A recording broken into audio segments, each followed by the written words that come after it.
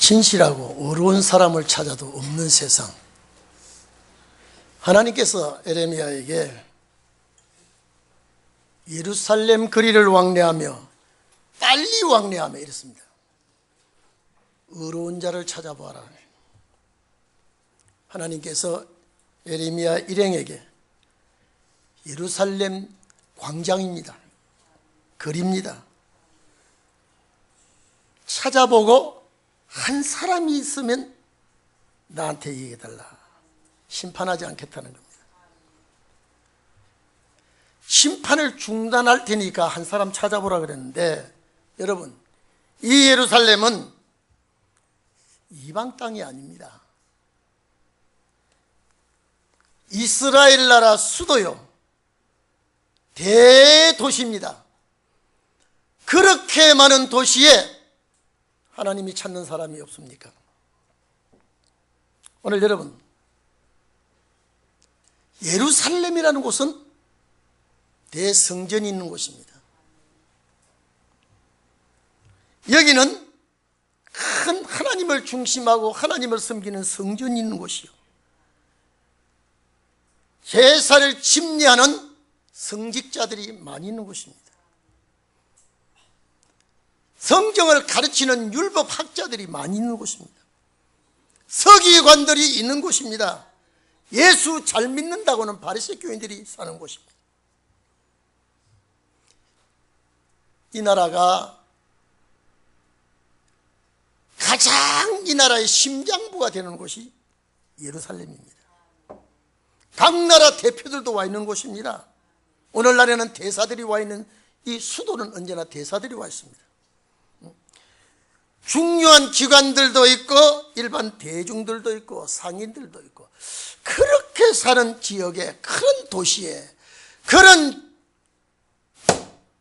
중요한 지역입니다마는 여기에 정말로 공의를 구하며 진리를 찾는 자 한 사람만 찾으면 하나님은 용서하시겠다고 했습니다. 오늘 여러분,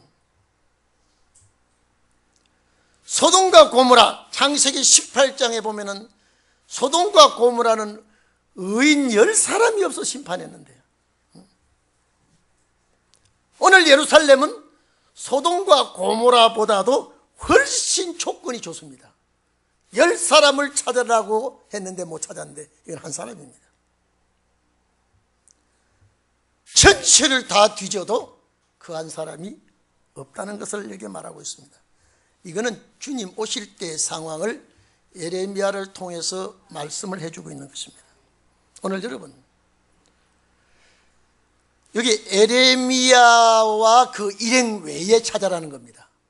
이것 보면은 아무리 나라가 썩어지고 어두워지고 혼란해지고 이래도 예레미야 단체가 있다 이 말이야. 너희가 이랬습니다. 너희가 여기 보니까 너희가 예루살렘 거기를 찾아라.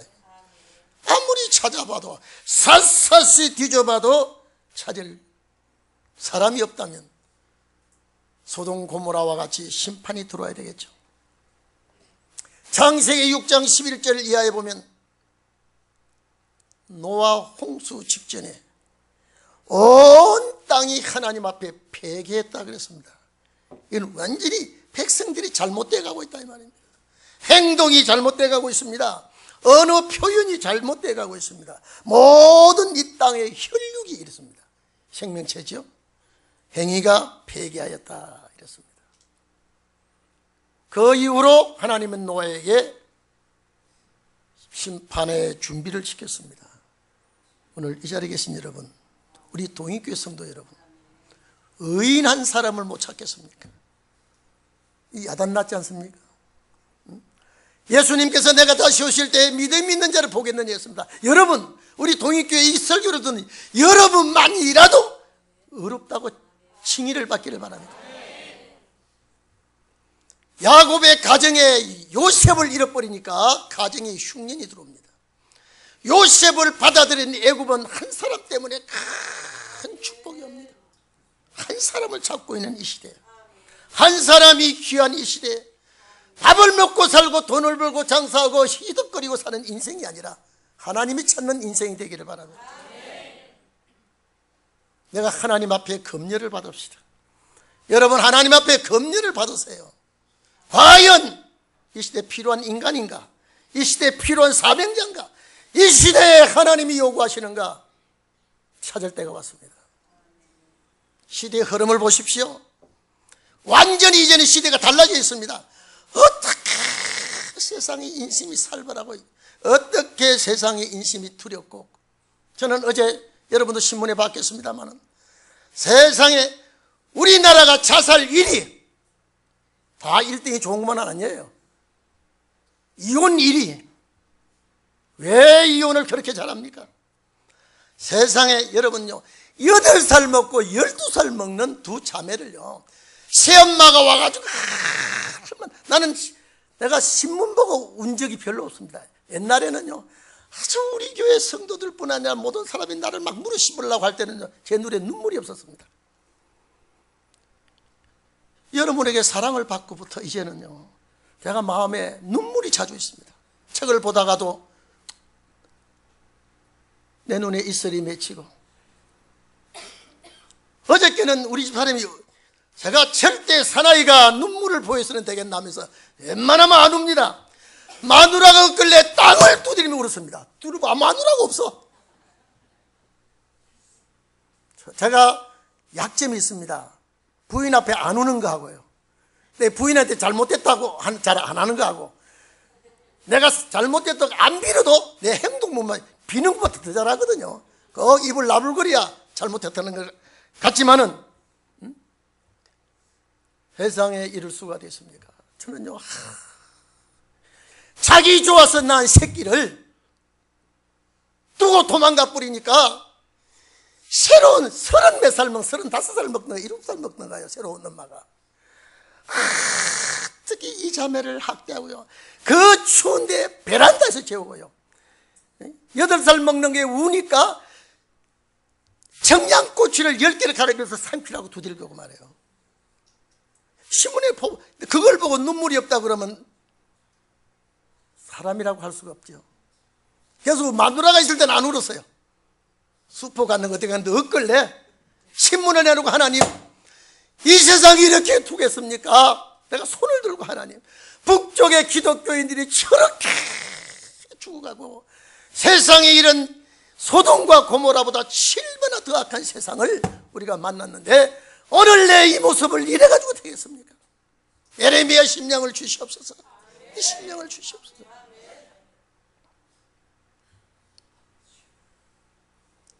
새어미가 얼마나 목을 졸랐던지 귀에서 피가 났더라고요. 학교 가니까 선생님이 왜 그렇게 말을 안 해요? 그 엄마가 어떻게 두들기는지 겁이 나가지고 엄마가 때도 소리를 못해요.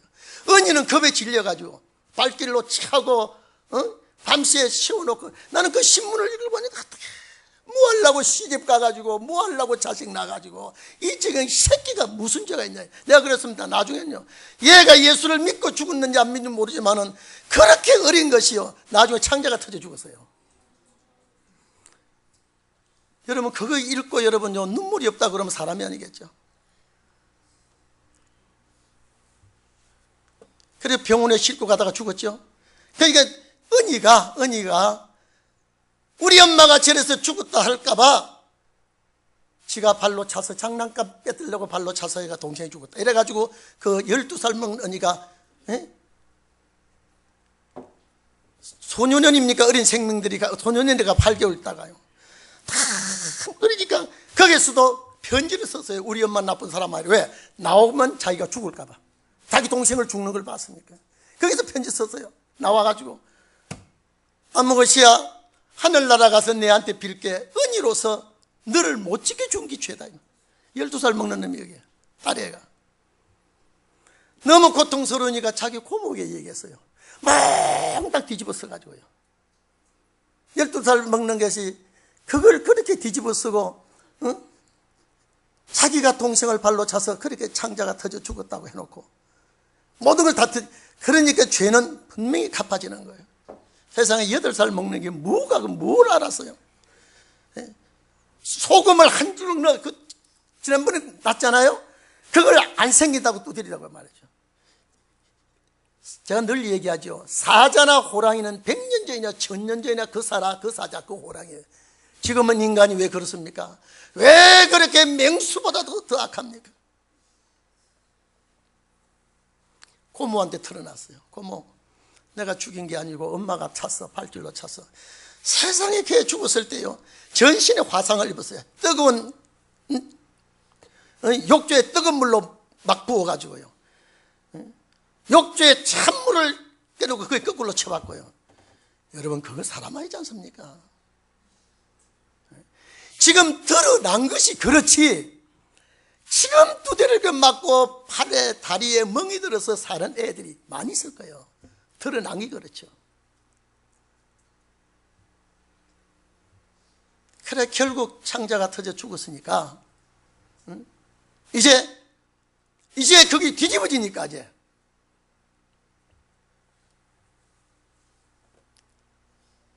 여인은 10년형을 받고 남편은, 근데 세상에요, 남편 그 핫바지예요.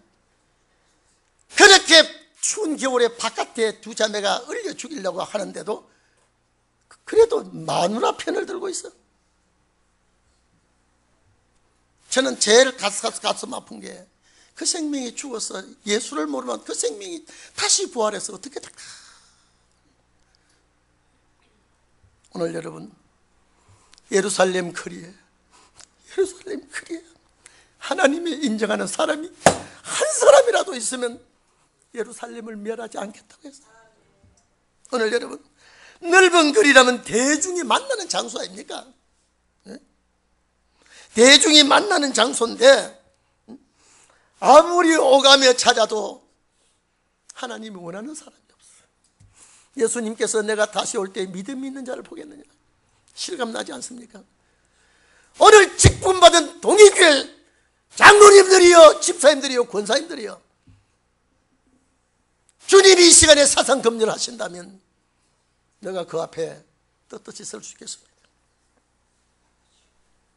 이사야 59장 14절 15절을 보면 공평이 뒤로 물리침이 되고 의가 멀리 서서므로 성실이 거리에 엎드러지는도다 이랬죠.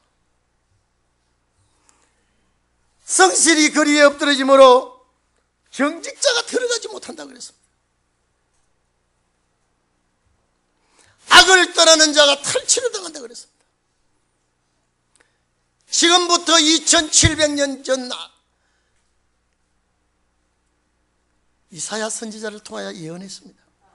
천주는 변해도 하나님의 말씀 안 변합니다. 세상 사람은 변해도 주님은 변하지 않고 그대로 이릅니다. 이사야 1장 21절 이하에 보면 신실하던 성읍이 어째 창녀가 되었는가? 왜 이 세상이 창녀같이 되어가는가? 돈만 알고 있는가? 공평이 거기 충만하였고 의리가 그 가운데 있었더니 이제는 살인자들밖에 없어. 저 때 보세요. 남편 죽고 호르몬이 사는데 그 아들이 어머니를 목 돌라주고 돈 뺏어가려고 하다 잡혔잖아요. 세상에 이래 가지고 자식 어떻게 낳습니까? 옛날에는 한 번 시집가면 그 집 귀신이 된다 그래서요, 안 떠납니다. 내 마저 죽어도 그 집 귀신입니다. 출가 외인이라면 그 집 사람이야. 지금은 달라지고 있습니다. 결혼할 때 마음이 다르고 살다가, 여러분요, 남남이 만나 살면 좋은 것도 있지만 부딪히는 게 얼마나 많겠습니까? 예수 믿음으로 십자가 사랑으로 이해하고 살아야 되는데 수틀리면 칼로 두부 자르듯이 잘라버린단 말이에요. 다 폐역하여 도둑과 짝하고 뇌물을 구하며 살해물을 사랑하고 고아와 과부의 억울함을 수리치 아니한다고 이미 선지자는 말을 해놨습니다. 오늘 여러분, 성읍을 살이라 그랬습니다. 성읍을 산다. 이건 살리겠다는 소리 아닙니까? 그런데 이 사람들이 어떻습니까? 공의를 찾지 않습니다. 공의를 행하지 않습니다. 이 공의는 원래 위시파트인데 이게 억울함도 되지만은 법대로 법을 다스릴 때도 이 단어가 들어갑니다. 법대로 살지도 않고 법대로 다스리지도 않고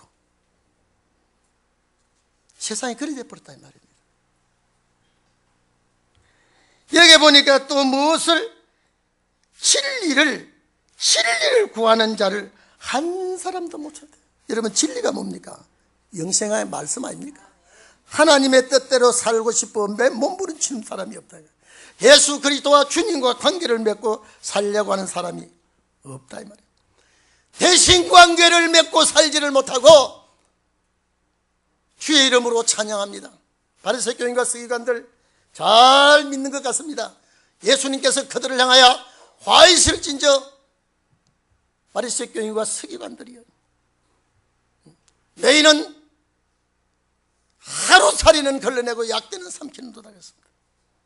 내가 예수를 10년 믿고 20년 믿고 30년 믿고 저는 주일학교 때부터 믿었습니다. 오늘 우리의 심리 상태가 되어지는 상황을 한번 봐보십시오. 내 얼굴에 근심이 끼어 있습니까? 왜 나는 눈물이 메말라 있습니까? 에레미야 선지자는 나라 민족을 위해서 그렇게 울었건만은 두들겨 맞기도 많이 맞고 소외당하고, 그래서 예수님도 이 세상에 와서 죄인을 위하여가지고 주 세상 계실 때 늘 슬퍼하셨네. 주님 세상에 계실 때 울기도 하셨네. 그분이 우려할 이유가 없습니다. 보좌의 영광을 버리고 우리 때문에 와서 얼마나 욕먹고 매맞고 얼마나 비소초롱당하고 결국 십자가에 지신 것은 하나님의 섭리로 우리 죄를 위해서 우리를 살려주시기 위해서 한 일이지만, 인간의 가는 길은 고통은 고통을 당하고 어려움은 어려움을 당하고 괴로운 것 다 되겠습니다. 하나님을 중심해서 살기를 바랍니다. 우리 동익교회 성도 여러분, 주님 올 때 다 됐어요. 정말로 다 됐습니다. 보세요. 왔다고 할 때 돌아볼 때는 늦었습니다. 이제요. 선구자가 되려면 사상검열에 합격해야 돼요.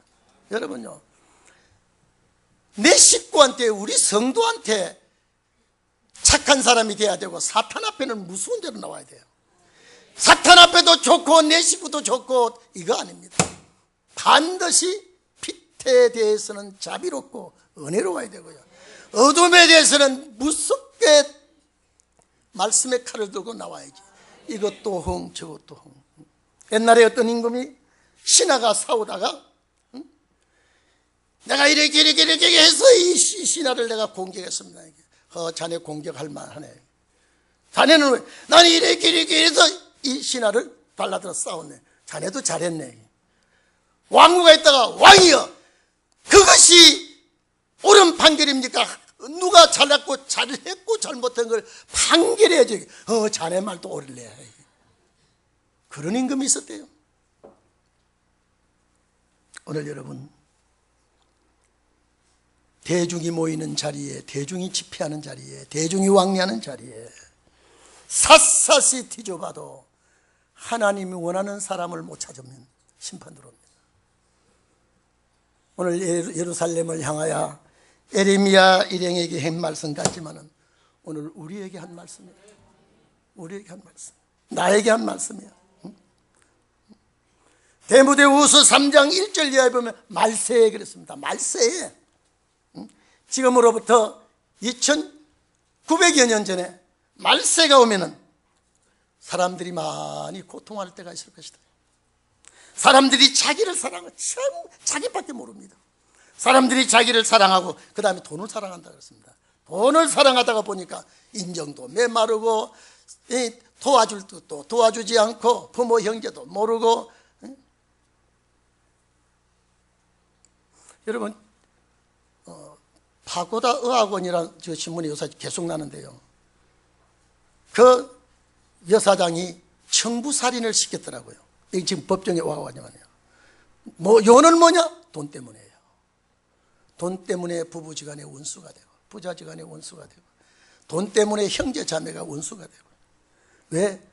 여러분, 내가 이 땅에 올 때 가져온 게 없으면 갈 때도 가져가는 게 없습니다. 웬만하면 나눠야지요. 많으면 많을수록 여러분요, 재벌가들이 안 싸운 재벌 집안이 없습니다. 오늘 우리는 이 시대를 살고 있습니다. 얼마나 자긍하고 교만하고 회방하고 감사할 줄 모르고 거룩할 줄 모르고 원통함을 풀지도 아니하고 사나우며, 거기 보면요 5절까지 보면요 20여 가지가 말세에 나타나는 징조를 해놨습니다. 꼭 찾아보세요. 디모데후서 3장 1절에서 5절까지 보면요 20가지가 잘못될 걸 주님 오실 때 해놨습니다. 쾌락을 사랑하기를 하나님 사랑보다 더하고, 경건의 모양은 있으나 경건의 능력이 없다. 여기에서 너희는 돌아서라라고 마지막에 한마디 해놨습니다. 오늘 동익교 성도 여러분, 피부와 닿지 않습니까? 추위가 내 몸을 겨울을 알리고 더위가 내 몸을 여름을 알리는 그 정도 가지고 되겠습니까?